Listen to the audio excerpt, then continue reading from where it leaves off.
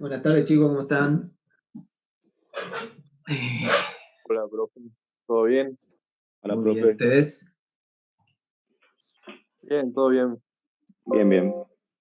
Bueno, ¿disfrutando la cuarentena? Ponele. Sí, sí, ya me acostumbré yo. Ya no quiero salir más.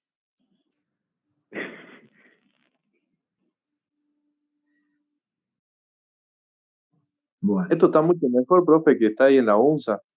¿Sí? ¿Quién dice eso? Perdón, que no veo la cámara prendida. Ah, soy yo, Agustín de Guizamón. ¿Y por qué tiene la cámara apagada, Agustín? Porque estoy en la cama. Y no me importa si está en la cama, está en el baño, me da lo mismo. Bueno, pasa que el otro día me mandaron imágenes mías, unas compañeras de la Católica. Imágenes tuyas, una comedia de la Católica. Sí. ¿Y cuál es el problema? Entonces, perfumate, afeitate y salí bien en las imágenes. No, es que pasa que tengo muchas solicitudes después. Bueno, dale, prende la cámara. No voy a contestar preguntas a nadie que no prenda la cámara, ¿me escucharon, no?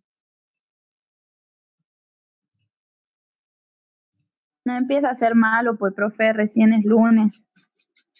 No empiezo ni termino, sí, soy como soy. Así que el que no prende la cámara, no,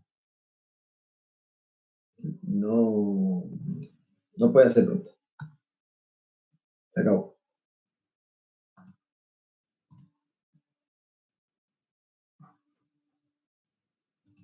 Bueno, hoy vamos a seguir con la clase de corte.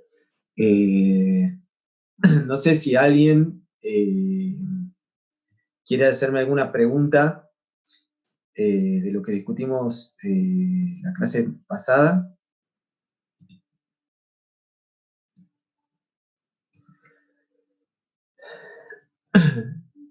¿Nadie? Bueno, me imagino que avanzaron con el trabajo práctico. Se trabaron en algo en particular, en alguna parte tuvieron dudas y no pudieron seguir adelante.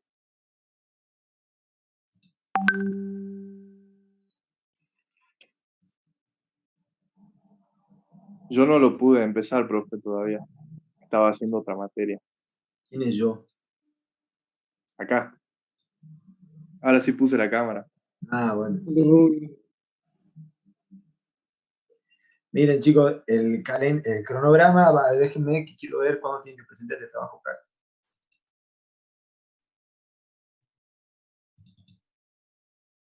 Cronograma 2020. Estamos parcial 1. Estamos acá, lunes 20.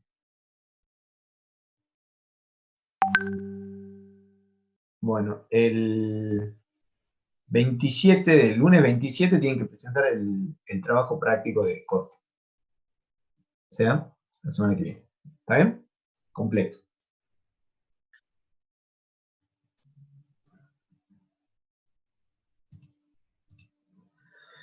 Bueno, ¿estamos de acuerdo? Sí. Bueno, ¿alguna pregunta? Nada. Bueno, habíamos quedado acá. Esperen que voy a poner para grabar.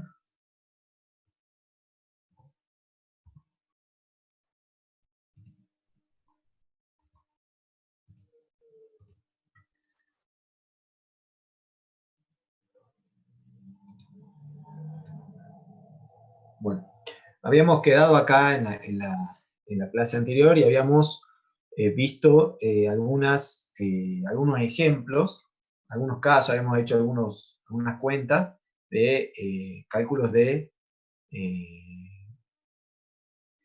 aporte de la resistencia que hacen los estribos, y habíamos visto también sobre el aporte de la resistencia al corte que hace el hormigón solo, ¿verdad? ¿Se acuerdan de eso o no? El B sub C y el B sub S. Perfecto. Sí.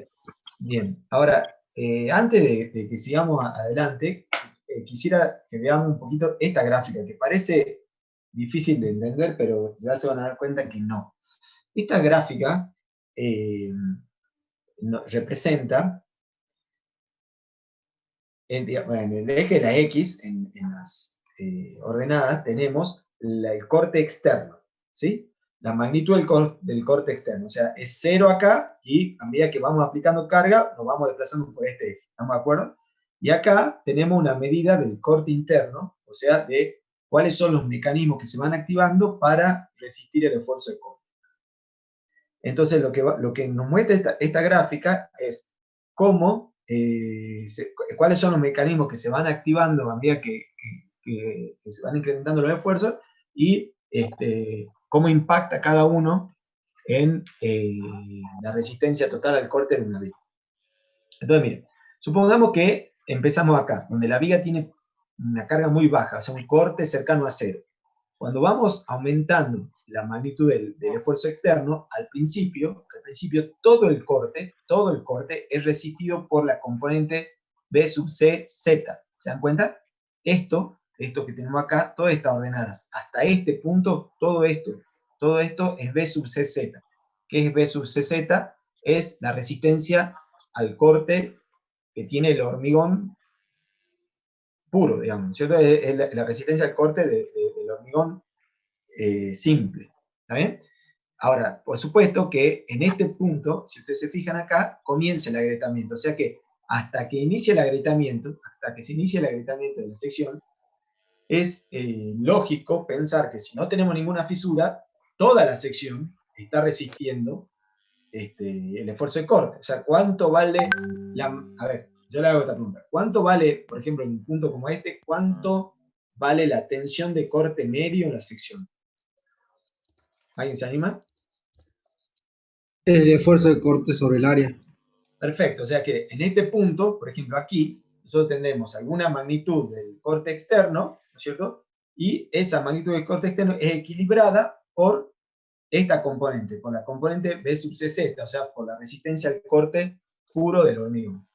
¿Hasta cuándo? Y bueno, hasta que comience el agrietamiento. Cuando comience el agrietamiento, fíjense que comienzan a aparecer las tres componentes, los tres mecanismos de resistencia al corte que habíamos mencionado, que son la resistencia al corte puro, que ya que venía actuando desde antes de la fisuración, pero una vez que aparece la primer fisura de corte, se activa el mecanismo de la dovela y el mecanismo de la fricción interna. ¿Se acuerdan que habíamos hablado de esos dos mecanismos? ¿Sí? Bien, entonces, por ejemplo, para un esfuerzo una carga que genera un esfuerzo de corte que corresponda a esta ordenada, nosotros tenemos desde todo este pedacito, toda esta, perdón, de la abscisa o de la ordenada, el eje X,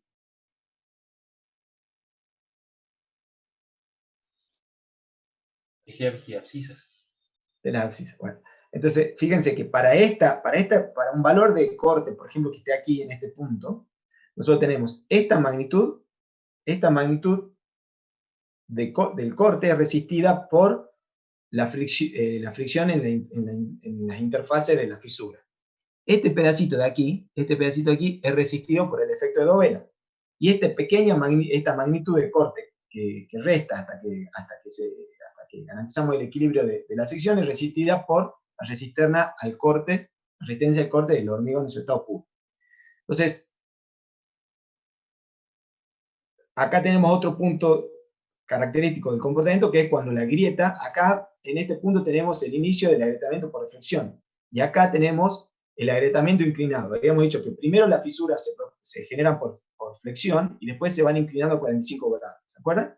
Entonces, cuando la fisura de corte se comienza a inclinar a 45 grados, bueno, no es muy importante la diferencia de proporciones que hay en las resistencias internas del hormigón, pero sí comienza a aparecer la resistencia del corte generada aportada por los estribos. O sea, déjenme que, lo que pasa es que no es muy bueno esto para dibujar, pero vamos a tratar de hacer un pequeño dibujo acá. Desde aquí hasta aquí, supónganse que nosotros tenemos una solicitación al corte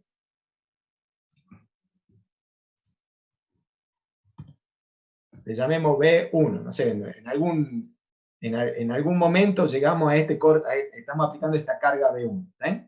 Para esta carga B1, o para la carga externa, se genera un esfuerzo de corte en la sección B1. Para este esfuerzo de corte, los mecanismos que resisten que aportan resistencia a la falla por corte son lo que absorben los estribos, que será esta porción de la resistencia interna, lo que se absorbe por fricción entre las superficies, que será este otro segmento, lo que absorbe el efecto dovela, y lo que absorbe el hormigón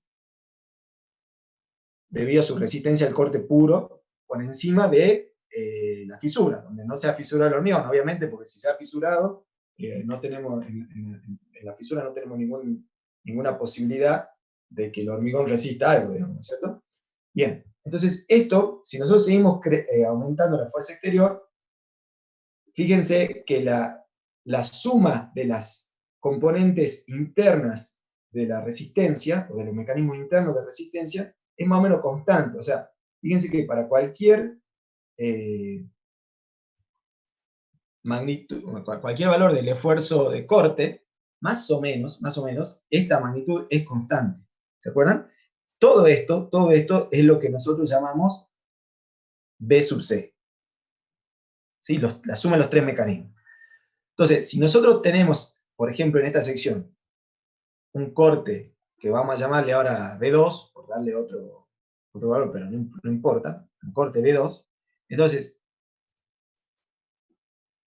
los mecanismos que resisten al corte serán la suma de los tres mecanismos de resistencia del hormigón y lo que aportan en términos de resistencia los estribos.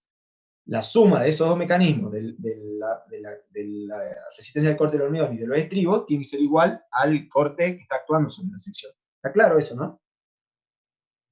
Ahora, fíjense que esta magnitud, el B sub C, es prácticamente constante a medida que nosotros aumentamos la carga, claro, porque es una propiedad de la geometría de la sección. O sea, no hay mucho que agregar, digamos, ¿cierto? Entonces, digamos, si nosotros tenemos un esfuerzo de corte que supera la resistencia al corte del hormigón, tenemos que reforzar a la sección con un mecanismo de resistencia a través de los estribos. ¿Está bien? En otros términos, si las propiedades, si la geometría de la sección es constante, si la geometría de la sección es única, entonces nosotros tenemos que entender que lo que puede resistir la sección al corte es un valor limitado y constante. Y el resto, el exceso, lo que la sección no puede resistir, se lo tenemos que aportar nosotros a través de armadura. Bueno, este comportamiento, esta forma de resistir, esta distribución de mecanismos de resistencia internos se mantiene así. Fíjense que el único mecanismo que crece en magnitud a medida que nosotros aumentamos la carga externa es lo que tienen que aportar en resistencia a la armadura transversal. ¿Hasta cuándo? Hasta que los estribos entran en fluencia. Claro, cuando los estribos entran en fluencia, ya no pueden seguir incrementando no podemos seguir incrementando su aporte de resistencia. Digamos. Una vez que el estribo entra en fluencia, hemos agotado la resistencia del estribo. No puede absorber más esfuerzo que el que corresponde a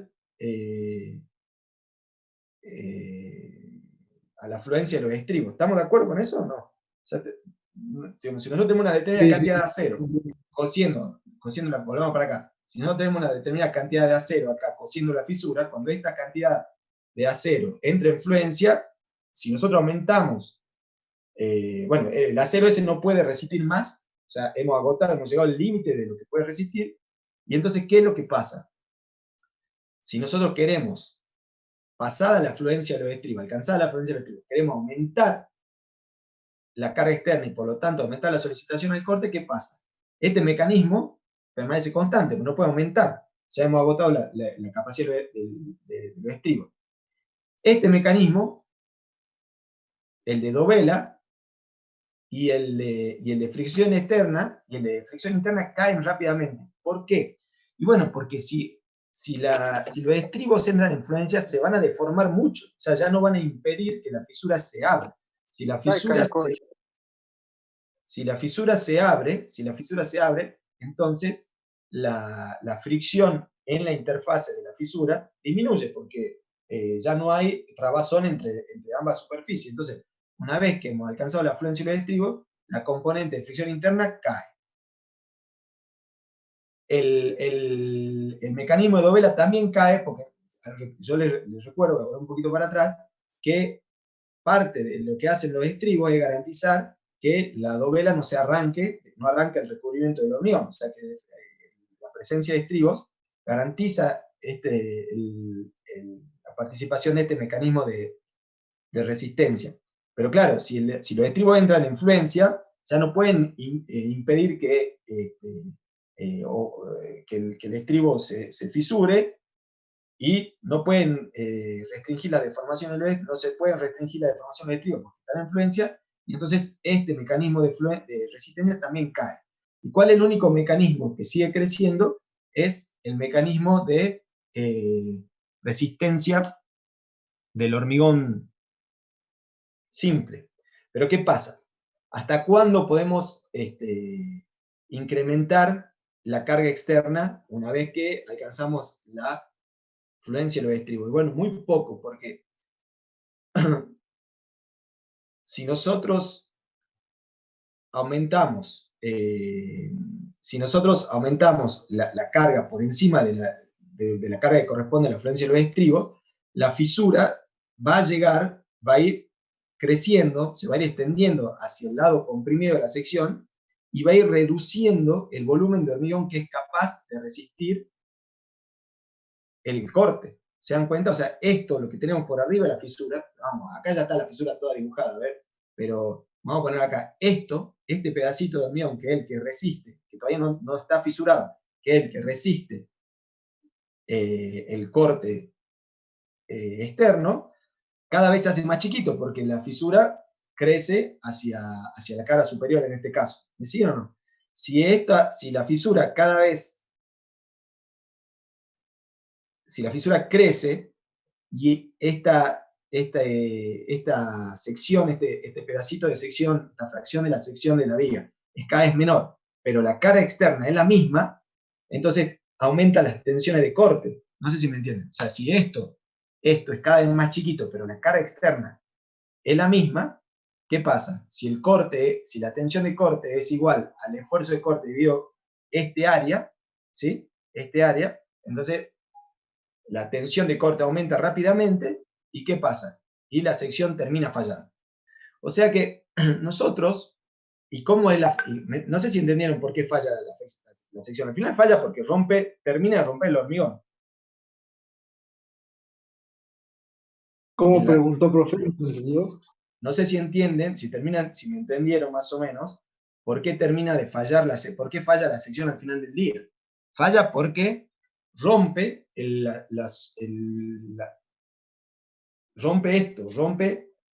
esta fracción de hormigón que resistía el corte debido a la resistencia del hormigón al corte, como material simple, digamos, ¿cierto? ¿Me entienden o no? Sí.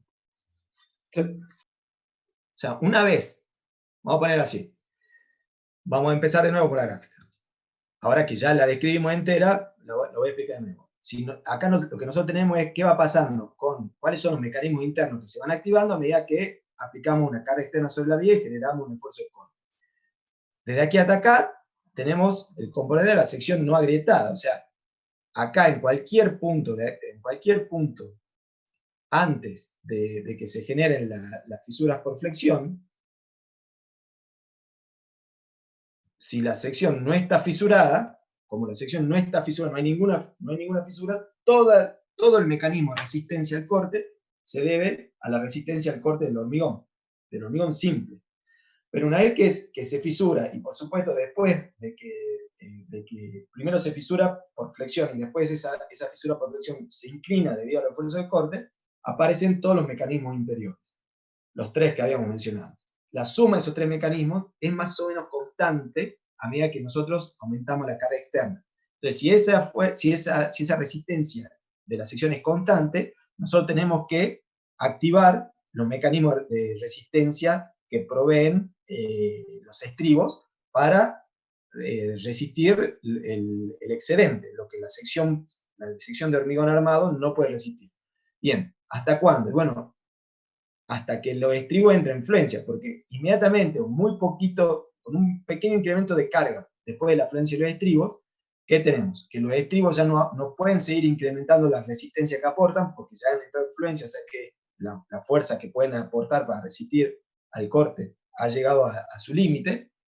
Estos dos mecanismos disminuyen rápidamente porque están relacionados con el control del ancho de fisura y con el control de deformaciones que proveen los estribos, y que una vez que los estribos están en fluencia ya no podemos controlar sus deformaciones, y entonces, ¿qué es lo único que queda resistiendo al corte? Y bueno, este mecanismo, que es el mecanismo de corte del hormigón simple, la resistencia de corte del hormigón simple, pero como la fisura se va extendiendo hacia la cara superior en este caso, entonces la sección de hormigón simple que resista el corte es cada vez más chiquita, ¿sí? Y si la sección es cada vez más chiquita y la carga es la misma, la tensión al corte es mayor, y entonces, ¿qué pasa? Se supera la resistencia al corte del hormigón. ¿Estamos de acuerdo? Y profe, ¿cómo sería entonces si se llega a romper, llega la falla, también se rompen los estribos y las barras longitudinales?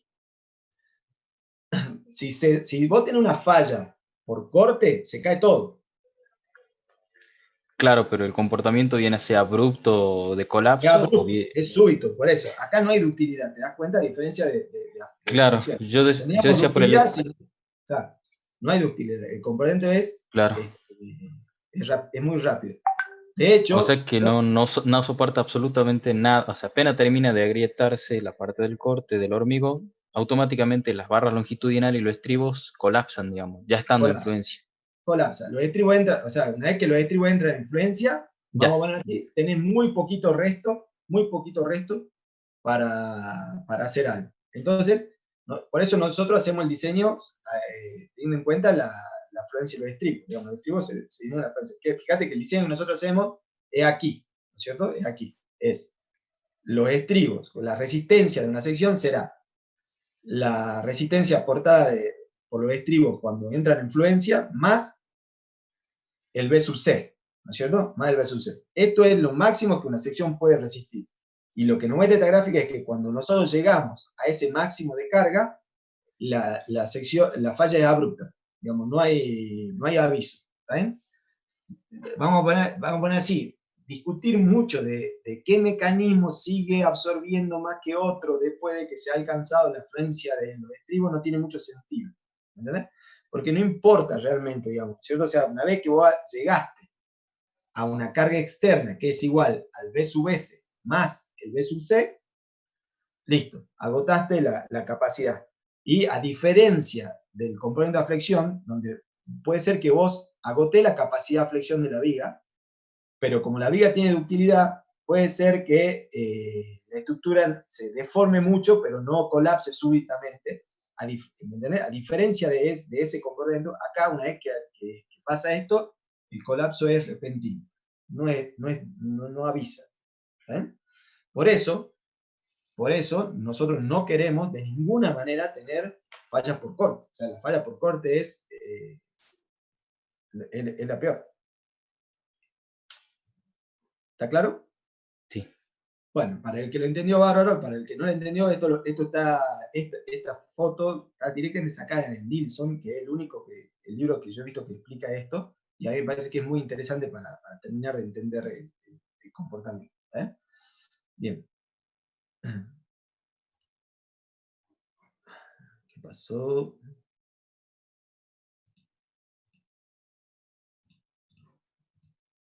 Bien.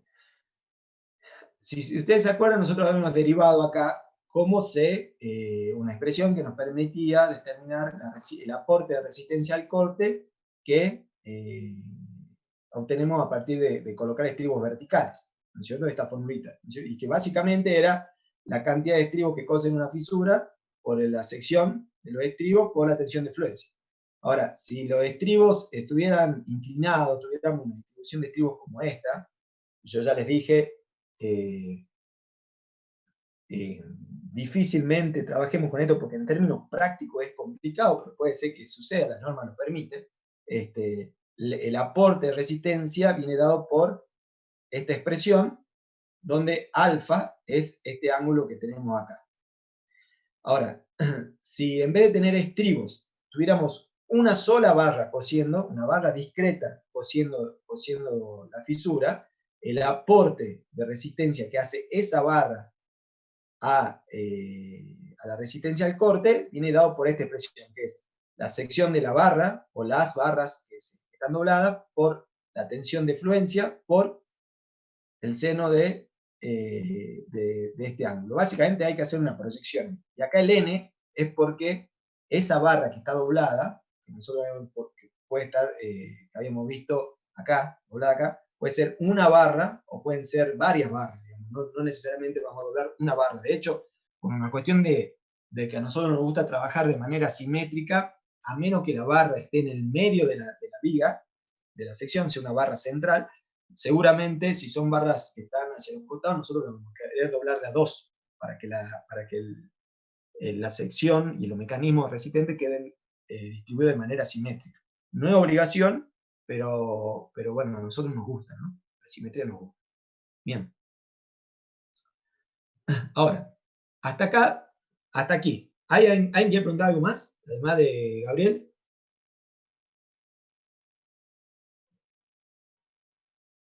Bien.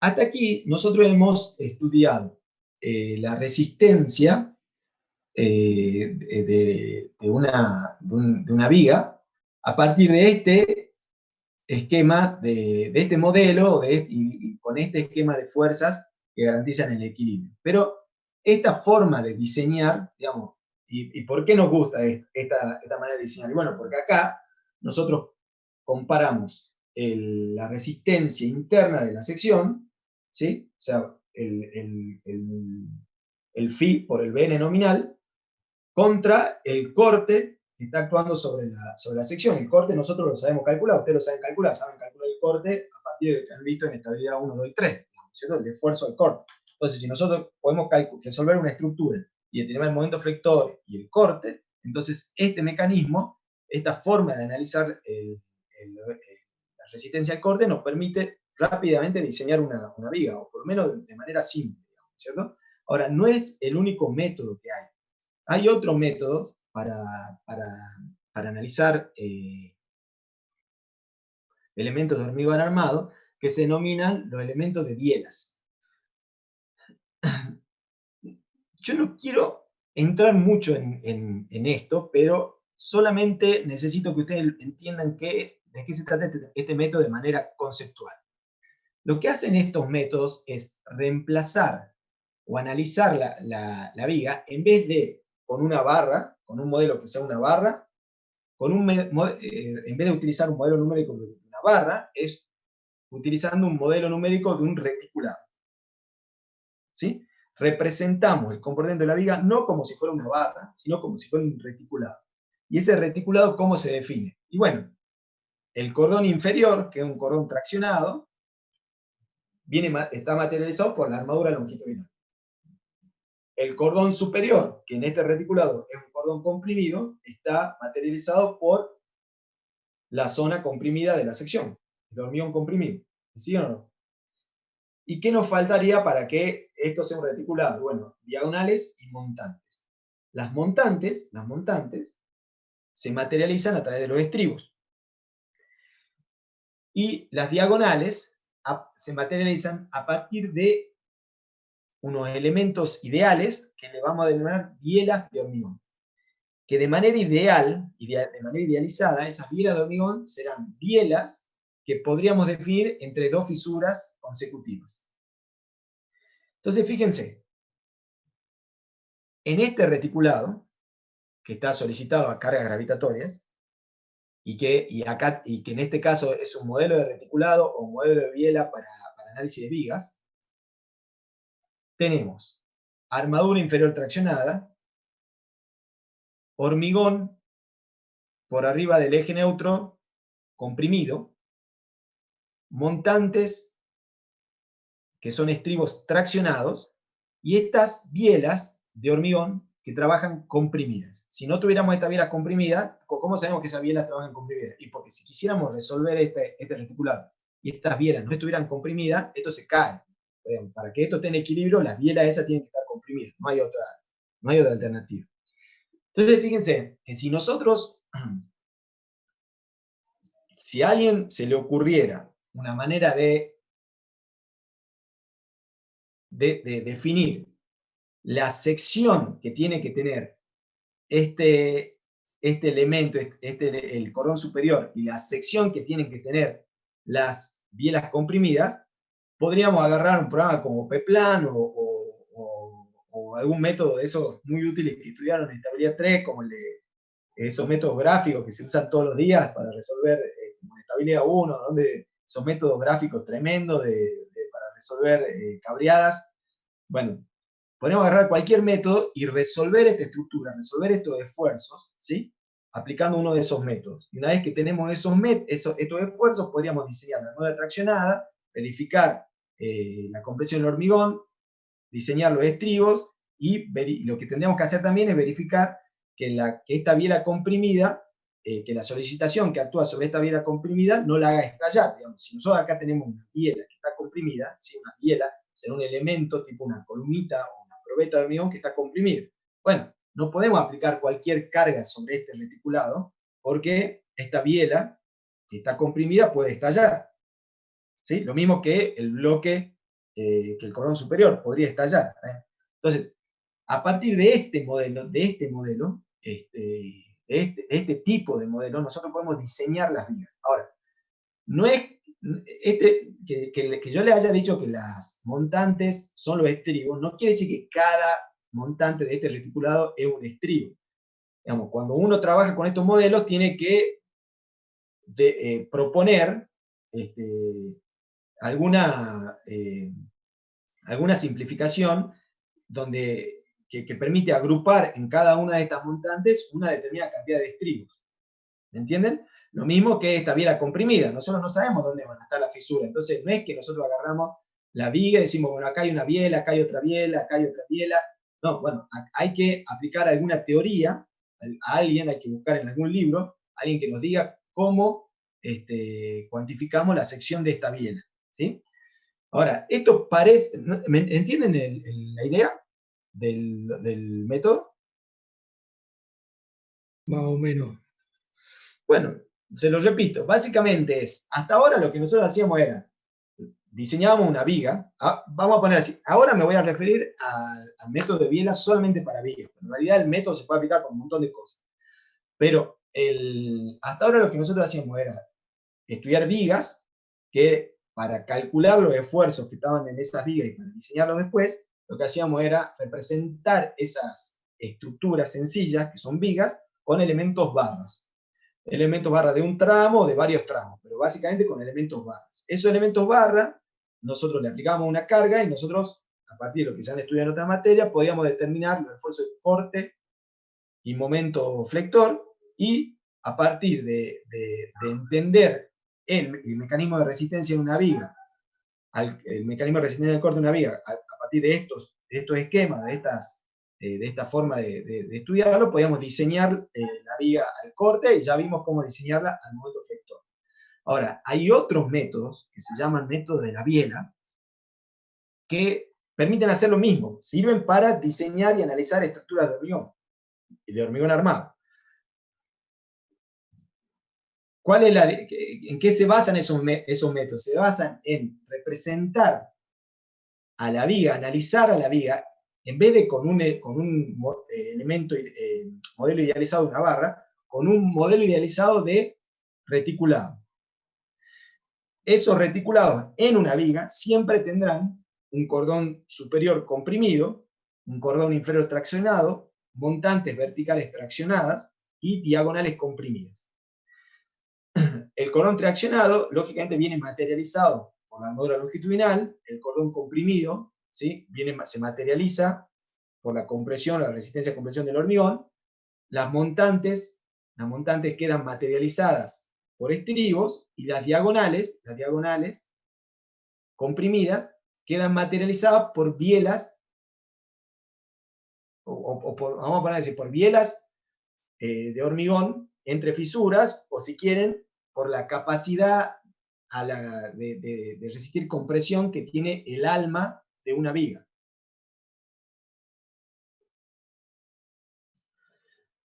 Estos modelos reticulados pueden ser la misma viga la podemos analizar con un número infinito de modelos de reticulado, desde uno más simple como este a uno más complejo como este, ¿sí? Y hay libros enteros que hablan de cómo hacemos para representar una estructura determinada, en este caso una viga, con un modelo. Fíjense, por ejemplo, una diferencia entre este modelo y este modelo es que este modelo acá, en este nodo y en este nodo, tiene como unos elementos de biela comprimida en abanico. Quiere decir en abanico que hay varias bielas comprimidas que llegan a este punto. ¿Se dan cuenta? Bueno, es una nota de color, digamos, es para que ustedes vean la diferencia que hay entre estos modelos. Este modelo tiene, acá pareciera que el modelo define una biela, acá hay como una superposición de bielas y montantes, y acá no. Digamos, pero bueno, esos son detalles que hay que ver cuando uno quiere aplicar cualquiera de estos modelos. Pero básicamente sirven para lo mismo. Ahora, ¿cuál es el tema? ¿Cuál es el problema, chicos? El problema es el siguiente. Nosotros, ¿me entendieron la idea? Yo no necesito que entiendan cómo se hace, cómo se resuelve esto, ni yo sé cómo se resuelve esto, ¿no? Porque la verdad que en términos de práctica cotidiana se usa mucho. Por ejemplo, ya lo vamos a discutir para algunos tipos de elementos, pero por lo general uno busca a alguien que ya haya resuelto, a alguien que ya proponga un modelo de biela para lo que uno quiere estudiar, y entonces aplica el modelo de biela. No es que uno se pone a inventar cosas, ¿está bien? Entonces, por lo general uno busca en algún libro que